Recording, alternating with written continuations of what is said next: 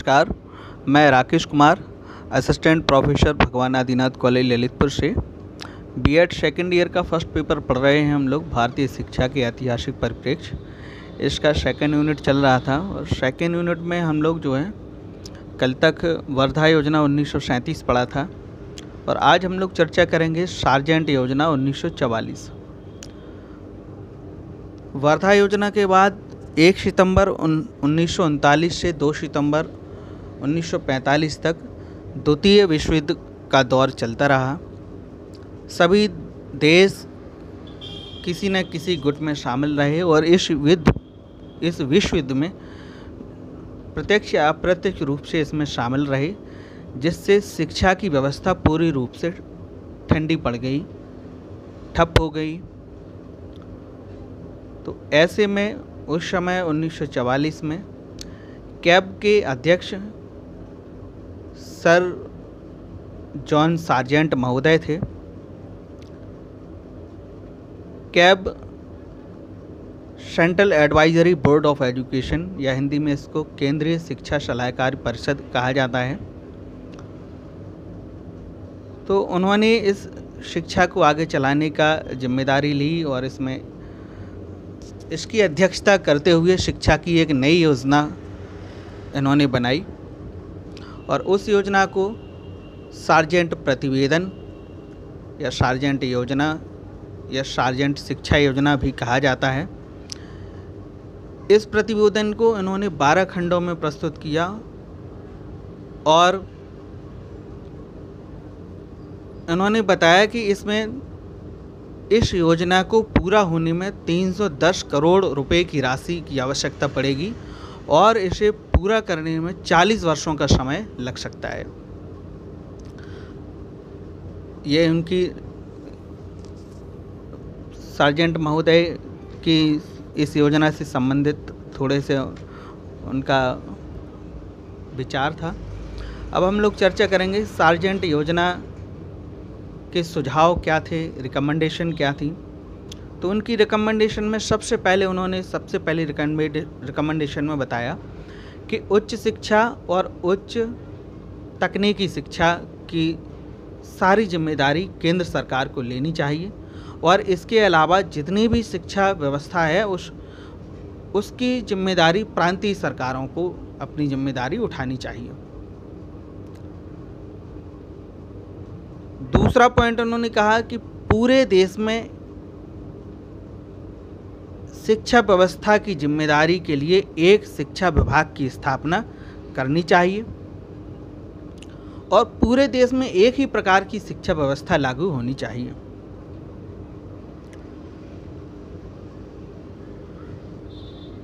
अगले पॉइंट में उन्होंने कहा कि केंद्र सरकार को प्रांतीय सरकारों की पर्याप्त सहायता करनी चाहिए। वहाँ प्रांतीय सरकारों को जो हेल्प की ज़रूरत है शिक्षा के संबंध में, उनकी हेल्प करना प्रांतीय सरकार का दायित्व बनता है, उन्हें उनकी हेल्प करनी चाहिए।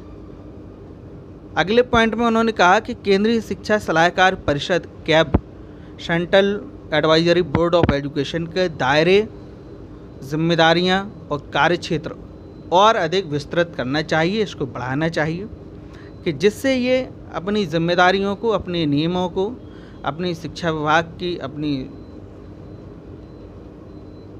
समस्याओं का सॉल्यूशन ये ले सकें, स्वतंत्र रहें, इंडिपेंडेंट रहें। अगला इन्होंने कहा कि जिन स्थानों पर स्थानीय निकाय शिक्षा का प्रबंध करने में असमर्थ हों, वहाँ की शिक्षा का प्रबंध प्रांतीय सरकारों को करना चाहिए। ये सार्जेंट योजना के मुख्य सुझाव रहे, रिकमेंडेशन रही। इसके बाद हम लोग चर्चा करें प्राइमरी एजुकेशन की, क्या इनके सुझाव रहे। तो प्राइमरी एजुकेशन के लिए इन्होंने 2 तरह का प्राइमरी एजुकेशन की रिकमेंडेशन की बात कही है। 2 तरह की प्राइमरी एजुकेशन के लिए कहा है, एक प्राइमरी शिक्षा और दूसरी सीनियर प्राइमरी शिक्षा। प्राइमरी शिक्षा 6 से 11 वर्ष तक के बालिकों के लिए, कक्षा 1 से 5 तक। दूसरा सीनियर बेसिक एजुकेशन, इसको उन्होंने रखा कक्षा उम्र 11 से 14 वर्ष तक और कक्षा 6 से 8 तक के लिए। एक और उन्होंने इसमें प्राइमरी एजुकेशन के लिए रिकमेंडेशन कहा है कि इसमें प्री प्राइमरी एजुकेशन भी संचालित करनी चाहिए। तो हम लोग अभी चर्चा कर लें प्री प्राइमरी एजुकेशन के लिए सार्जेंट महोदय ने क्या सुझाव दिए हैं, क्या रिकमेंडेशन दिए हैं। तो प्री प्राइमरी एजुकेशन के लिए सबसे पहले उन्होंने कहा है कि प्राथमिक शिक्षा 3 वर्ष से 6 वर्ष तक की आयु के लिए होनी चाहिए और इन बालकों को विशेष प्रकार के नर्सरी विद्यालय संचालित किए जाने चाहिए इन बालकों के लिए, और इन्हें प्राइमरी एजुकेशन से पहले की शिक्षा यहाँ पे बालकों को देनी चाहिए। दूसरा इसमें बताया कि यह शिक्षा पूरी तरह से निःशुल्क होनी चाहिए, इस पर किसी प्रकार का शुल्क ना लेना चाहिए। नेक्स्ट पॉइंट इसके लिए बताया कि शिक्षा को इस प्री प्राइमरी एजुकेशन को संचालित करने के लिए ट्रेंड टीचर्स ही नियुक्त किए जाने चाहिए। इसको अनुभवी अध्यापकों द्वारा ही पढ़ाया जाए, ये व्यवस्था की जानी चाहिए, क्योंकि उन अनुभवी अध्यापकों को टीचिंग टैक्ट, टीचिंग स्किल्स और उन छोटे से बालकों की जो उनका शैशवावस्था है, इन्फेंसीहुड है, उसका मनोविज्ञान समझने की समझ हो, कि उनके मनोविज्ञान को समझ के ही वो लोग शिक्षा संचालित करें, शिक्षा व्यवस्था का कार्य करें। अगला पॉइंट में उन्होंने कहा है कि बच्चों को विद्यालय भेजने के लिए इन बच्चों के माता पिता को भी प्रेरित करना चाहिए, उनको मोटिवेट करना चाहिए, ऐसी व्यवस्था की जाए। ऐसा अपनी सिफारिश में उन्होंने कहा कि उनके माता पिता को भी जो है मोटिवेट किया जाए, उन्हें समझाया जाए, बताया जाए, शिक्षा का महत्व बताया जाए, इससे क्या फ़ायदे होंगे, अगर आप शिक्षा अर्जित नहीं करेंगे तो आपके बच्चों को कितनी परेशानियां होंगी, ये सारे महत्व उनके पालकों को, उनके अभिभावक जो हैं उन्हें बताया जाए। लास्ट पॉइंट इसमें बताया कि इन विद्यालयों में बच्चों को सामान्य व्यवहार, शिष्ट आचरण, शिष्टाचार, सदाचार, ये सारी चीज़ें सिखाई जाएं। यहाँ पे इस प्राइमरी एजुकेशन में, प्री प्राइमरी एजुकेशन में कोई विशेष कठिन चीज़ें पढ़ाने की आवश्यकता नहीं है।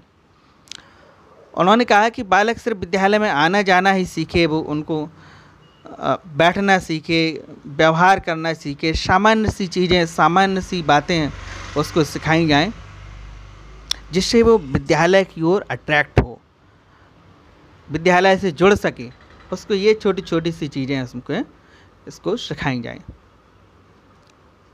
तो ये सार्जेंट योजना का हम लोगों ने थोड़ी सी चर्चा की है, थोड़ा सा इसको जानने की कोशिश की है। हायर एजुकेशन और प्री प्राइमरी एजुकेशन को समझने की कोशिश की है। इसके बाद की चर्चा हम लोग कल करेंगे। आज के लिए इतना ही। नमस्कार, धन्यवाद।